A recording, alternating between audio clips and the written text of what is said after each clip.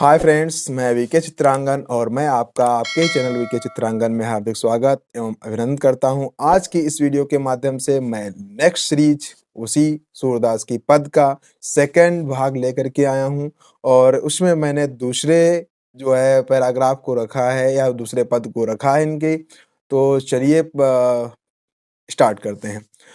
तो अगला इनका जो पद है तो चलो उसको पढ़ लेते हैं। अभिगति गति का छुका हाथ न आवे, ओ अभिगति गति का चुका हाथ न आवे, ज्यों गूंगे मीठे फल को रस अंतर्गत ही भावे। अभिगति गति का चुका हाथ न आवे, परम स्वाद सबहि सुनिरंतर, परम स्वाद सबहि सुनि निरंतर, अमित तोष उपजावे कि अभिगति गति कुछ कहती न आवे।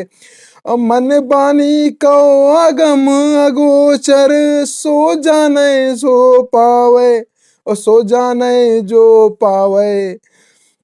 रूप रेख गुण जाति जुगति बिनु निरालंब कित धावे, और सब विधि अगम विजार ताते सूर सगुन पद गावे। ओ अभिगति गति कुछ कहती न आवे। अब इसको चलो इसका हम अर्थ को देख लेते हैं। अभिगत माने होगा परम ब्रह्म, ठीक है। अभिगति गति मतलब उस परम ब्रह्म की, उस परम ब्रह्म जो परम ब्रह्म है उसकी गति, उसका रूप रंग कुछ भी कहने को नहीं आता, क्योंकि वो निराकार है, उसका कोई आकार नहीं, कोई स्वरूप नहीं है, ठीक है।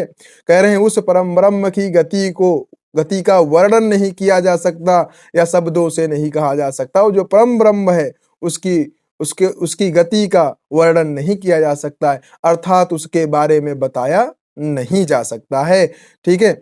आगे कह रहे हैं ज्यों गूंगे मीठे फल को रस, ज्यों माने जिस प्रकार, गूंगे माने गूंगा, मीठे माने मीठा, फल माने फल को, रस, ठीक है, अंतर्गत ही भावे, ठीक है। और आगे अंतर्गत ही भावे अर्थात जिस प्रकार से गूंगा व्यक्ति मीठे फल के रस को अपने अंदर ही उसके आनंद को अपने अंदर ही कचोट कर रखता है, या उसकी अंतर आत्मा ही बता सकती है कि उसका स्वाद कैसा है या उसका आनंद कैसा है, उसकी अंतर आत्मा ही जानती है, लेकिन उसको किसी दूसरे के समक्ष उसका वर्णन नहीं कर सकता है। उसी प्रकार से उस परम ब्रह्म के बारे में कोई व्यक्ति बता नहीं सकता है, कोई व्यक्ति बता नहीं सकता है।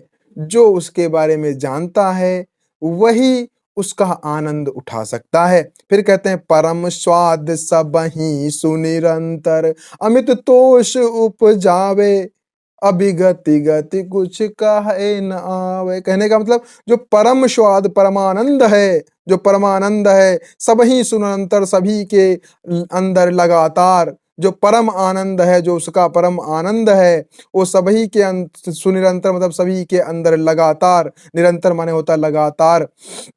अमित, अमित माने होता है असीमित, अमित माने असीमित, तोष माने होता है संतुष्टि। क्या होता है? संतुष्टि। तोष माने संतुष्टि, और उपजावे, ठीक है, मतलब जो है उत्पन्न करती है। तो उसका जो परम स्वाद है उस सभी के अंदर लगातार या निरंतर जो है संतुष्टि उत्पन्न करती है। मन बानी को अगम अगोचर, मन बानी को अगम अगोचर, सो जाने जो पावे। और जो मन बानी है, ठीक है, वो अगम अगोचर है, मतलब उसको मन वाणी से व्यक्त नहीं किया जा सकता है, क्योंकि वो अगम है, निराकार है, उसका कोई स्वरूप ही नहीं है। हम उसके बारे में क्या बताएंगे, ठीक है। आगे सो जाने जो पावे, ठीक है, जो पाता है वही उसका वर्णन कर सकता है, वही उसका बखान कर सकता है, वो दूसरे को उसके बारे में नहीं बता सकता है। या कह सकते हो जो उससे प्रेम करता है वो अपने अंदर ही उसका जो है गुणगान कर सकता है, सब कुछ कर सकता है, लेकिन वो किसी दूसरे को बता नहीं सकता है। फिर आगे कहते हैं रूप रेख गुण जाति जुगुत बिन। अब यहाँ का रूप माने ना उसका कोई रूप है, ना कोई रेखा है, ना कोई गुण है, ना कोई उसकी जाति है, और ना कोई उपाय है, ना कोई उपाय है।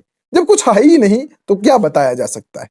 हाँ, फिर आगे फिर कहते हैं निरालंब कित धावे, और जब कुछ जानते ही नहीं तो हम किधर दौड़ कर जाएं उसको प्राप्त करने के लिए। सूरदास जी कहते हैं कि जब उसका कोई है ही नहीं, ना रूप है, न रेख है, न रेखा है, न गुण है, न जाति है, ठीक है, तो हम किधर दौड़ कर जाएं उसके लिए। फिर कहते हैं सब विधि अगम विचार ताते सूर शगुन पद गावे अभिगति गति कछु कहती नावे। अब इसको देखिए, बहुत अच्छा पद था। सब विधि अगम विचार हैं, सब प्रकार से, ठीक है, सब प्रकार से, जिसका अगम माने होता है जिसको जाना ना जा सके, ठीक है, सब प्रकार से विचार करके या सब विधि से सोच करके, विचार करके, ठीक है, मैंने जो है श्रीकंठ जी के पदों का गान किया और श्रीकंठ जी को मैं अपनी भक्ति को पाया और उसने उनके भजन को गाया। ठीक है, इस प्रकार से ये हमारा कुछ पद था और एक जो पद था यह समाप्त हो चुका है। और यदि आपको वीडियो अच्छी लगी है तो इसे आगे बढ़ाएं, अपने दोस्तों से शेयर करें। फिर नेक्स्ट अगले भी पार्ट में देखते हैं।